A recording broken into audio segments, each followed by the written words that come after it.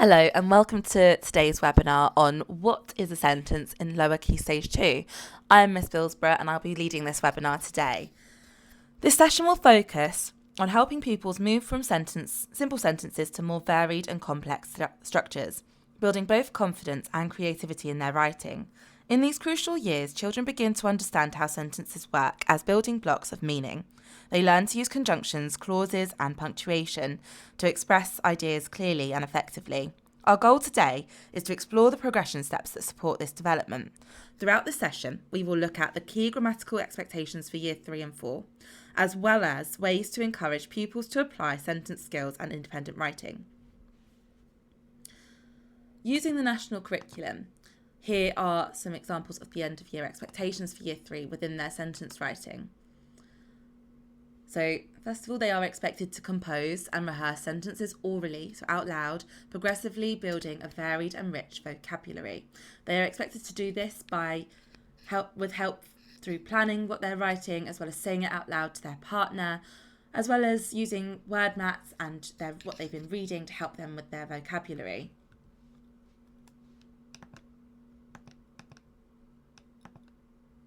They're also expected to use the full range of punctuation taught across Key Stage 1 to demarcate sentences, including commas in lists and apostrophes for singular possession.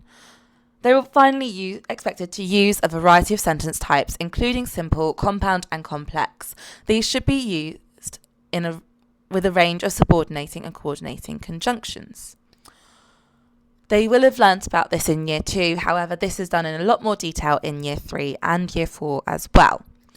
You'll notice that in Year 4 there is not much change in the expectations. However, children in Year 4 are expected to do this with a lot more independence and to build on those skills they have learnt. So again, using a variety of sentence types, including simple, compound and complex, but thinking really carefully about the effect they might have in their writing instead of just using them because they've been told.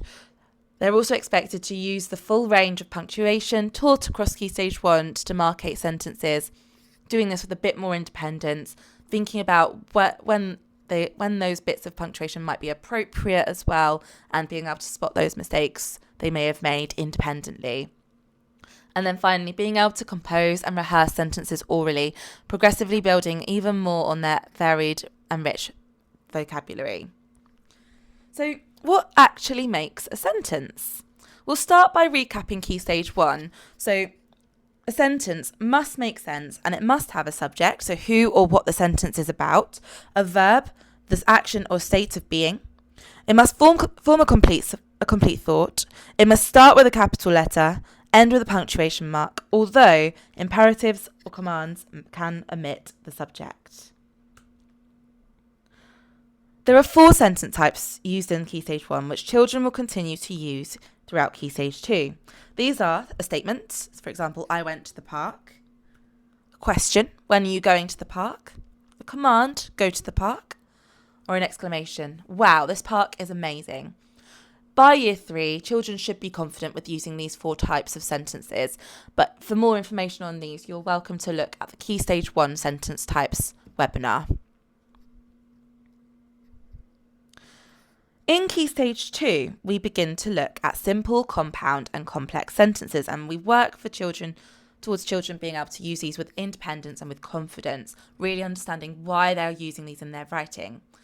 These sentence types help us to vary the flow of our writing. Now, a simple sentence all contain one clause, a main clause, and this makes sense on its own. Compound sentence joins simple sentences together with a coordinating conjunction. Coordinating conjunctions link 2 main clauses. We use the fanboys acronym at Pixies Hill: for, and, nor, but, or, yet, and so. And then finally, a complex sentence joins a main clause and a subordinate clause together with a subordinating conjunction. And those examples are below. You're welcome to pause here now and take a photo of this slide or a screenshot if you would like to.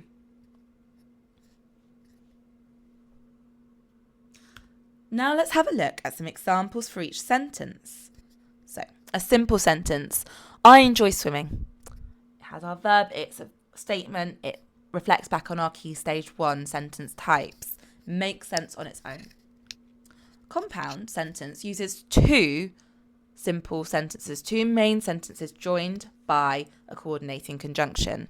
I enjoy swimming, but I prefer ice skating. As you can see, I enjoy swimming as well as I prefer ice skating both make sense on their own. Finally, a complex sentence. This is a main clause and a subordinating clause joined with a subordinating conjunction. It does not matter if the main clause or the subordinate clause comes first, but it must make sense. I enjoy swimming because it is fun. Because it is fun, I enjoy swimming. With this in mind, we'll now look at Year 3 sentence progression. So they start by recapping sentence structures and consider the word order and cohesion of sentences. Does it make sense? They begin to use subordination and coordination to join clauses. We explore these types of sentences and we're able to recognise them. When writing all types of sentences, children will be able to independently punctuate correctly through editing. Considering the audience when writing a sentence and making deliberate choices to maintain the reader's interest is something we begin to work on as well. And this is done through our oral rehearsal.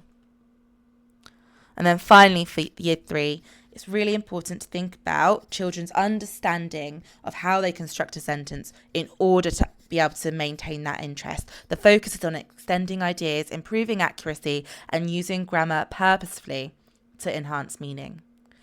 In Year 4, pupils refine their understanding of sentence structure by developing greater control over grammar, word choice, and sentence variety. They learn to write with accuracy, cohesion, and increasing sophistication. They use subordination and coordination to link ideas within sentences.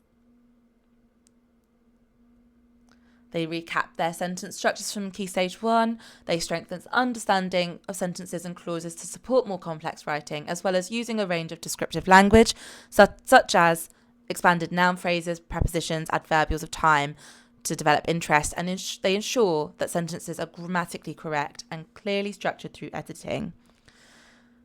It's really important to build on that descriptive language in Year 4 so to really develop that interest, and that is done by reading and using those word maps to support.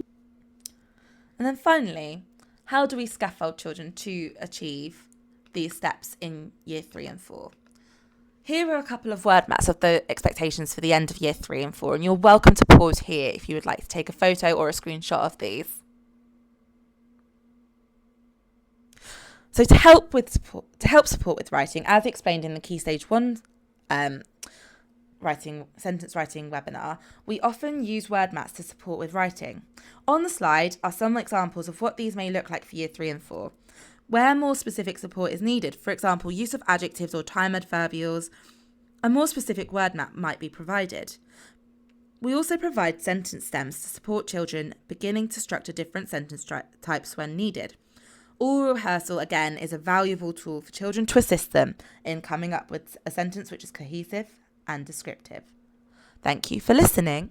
And for any further information, please don't hesitate to email the office for some support or to look on the school website for our English writing curriculum information. Thank you.